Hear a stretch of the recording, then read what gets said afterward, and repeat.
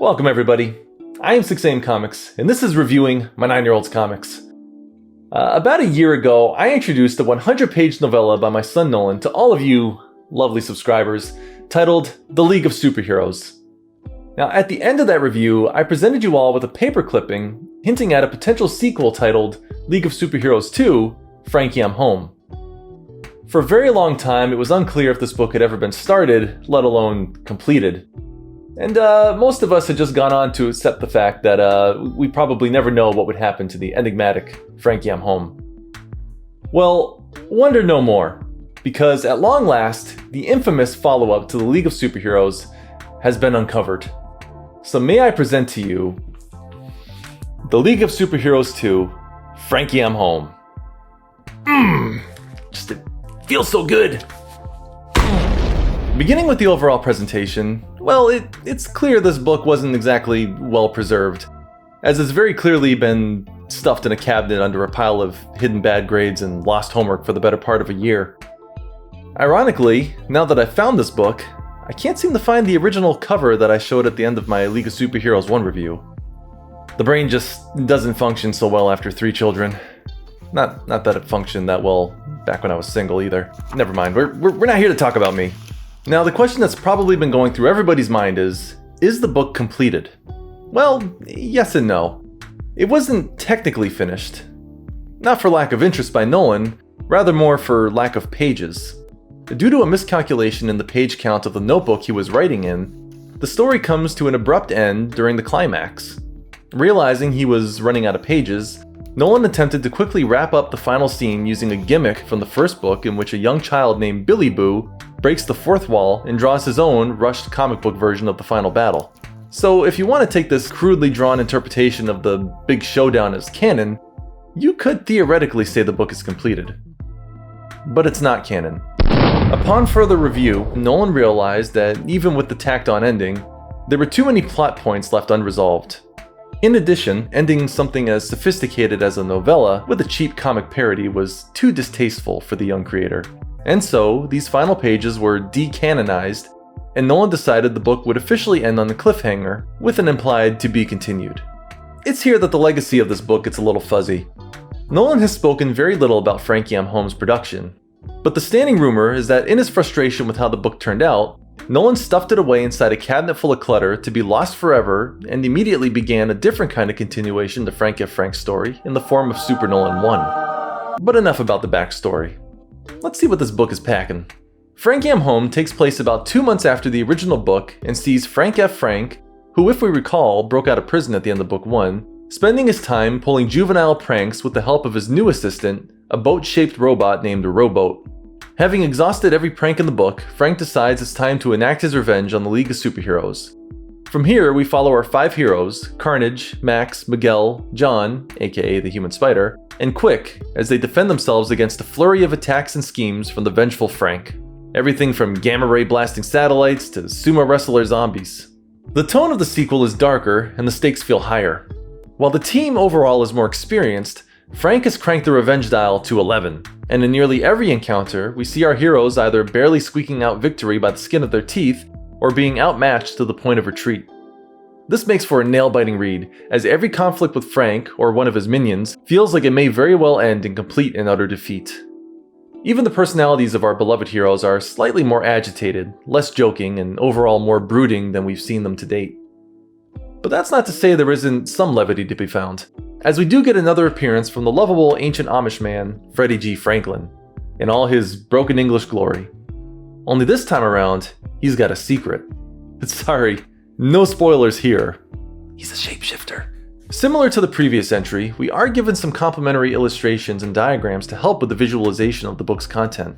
Although, unlike book 1, they're only in black and white, and surprisingly, there's not as many to be found throughout. Nolan aimed to focus more on his writing with this follow-up, letting his descriptions and dialogue do most of the visual heavy work. And it pays off. Nolan's ability as a writer has clearly evolved since the last book. It's as though every word he writes jumps off the page and flies up your nostril with a paintbrush to illustrate the scenery directly onto your prefrontal cortex. Masterclass writing. The cast of characters in Frankie I'm Home is a wild bunch. We're introduced to Frank's new minions, frequently referred to as the Pets, Oinky, Grinder, and Bonehead. There's also a large rogues gallery of villains introduced, though only a few are involved in the action while the others are simply shown on a map. This further goes to show how there was more planned for this book, forcing the cliffhanger ending. Because of this, two villains remain to be seen, Fireman and Red Hornet. We are, however, introduced to Man Spider, which was one of the more disturbing encounters in the story, of which I'm still a little traumatized by, as well as Growly McDinohead, who bears a striking resemblance to Frank's previous assistant, the giant lizard, Buttbrain. What I truly appreciate about this book is that while other sequels tend to fall into the trap of telling the same story with a new coat of paint, League of Superheroes' Frankie I'm Home takes risks and attempts to do something completely different. This isn't a slapstick time-traveling adventure like last time, but rather a deadly game of cat and mouse with a legion of overpowered villains, all being led by a maniacal super genius hell-bent on vengeance and destruction. While canonically speaking, it's unclear how much relevance the story has on the greater worldwide universe as a whole, what with the forced cliffhanger ending and subsequent attempt to hide it from the public, I do find a handful of plot points hard to ignore. If we recall from my review of the Spectacular Universe's Super Nolan Issue 1, we were introduced to that timeline's version of Frank F. Frank, who is strangely much older than the Frank we've all been accustomed to in the main timeline. Interestingly enough, Frankie I'm Home features a subplot in which Frank develops an aging ray and accidentally fires it on himself, causing him to age dramatically. This, combined with his use of a robotic suit, makes one wonder if there is a potential crossover event between these two parallel universes taking place in the subtext of these novels. Seem far-fetched? Well, may I reference Exhibit B? In Frankie I'm Home, our heroes journey to the city of Chicago for a showdown with Frank and Growly McDinohead. Does anything seem odd about this Chicago skyline? Last I checked, the Twin Towers weren't located in Chicago, they were in New York. And also, they shouldn't even exist at all given they were destroyed in 2001. As I've implied in past reviews, there's something going on with the time-traveling shenanigans of League of Superheroes 1, and I suspect there may have been consequences that have carried over into this, as of now, incomplete story. My theory?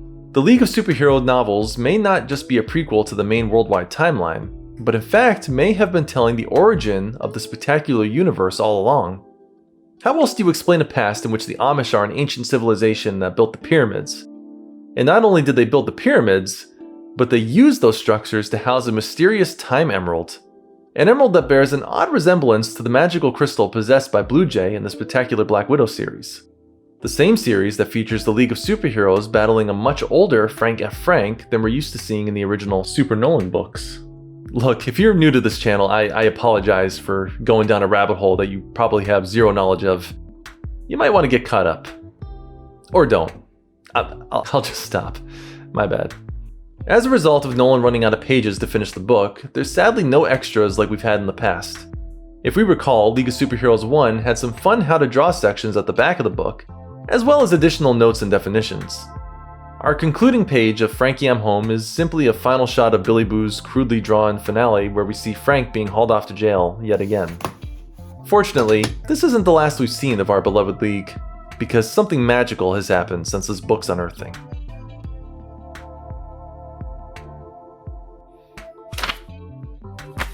And there you have it, the League of Superheroes 2, Frankie I'm Home. What once was lost has now been found. I can't begin to express what a surreal feeling it is to finally read this book. And it didn't disappoint one bit. And I'm excited to see where a third book goes and how it concludes the story of this beloved band of heroes from a time before worldwide comics really took off. As for my rating,